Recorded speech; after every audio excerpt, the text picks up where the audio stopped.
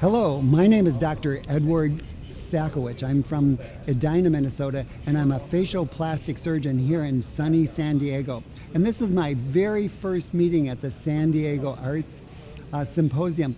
And this is my in-depth dive into regenerative medicine. And so I've been here for 3 days. This is the kind of the culmination of the meeting.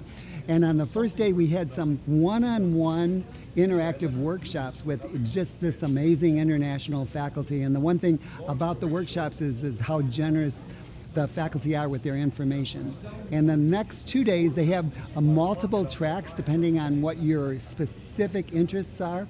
And I think that's very good, so that you can always be immersed and also be listening to things that you're mostly engaged with and not getting a lot of things on the outside edges. And the last thing I want to say about this meeting is that it's incredibly practical, which means that if you attend this meeting, you'll take home a lot. And I think that for surgeons, that means a lot. The San Diego Arts staff have been incredibly helpful in getting me here, making sure that I have a room, making sure that even the times it's going to start.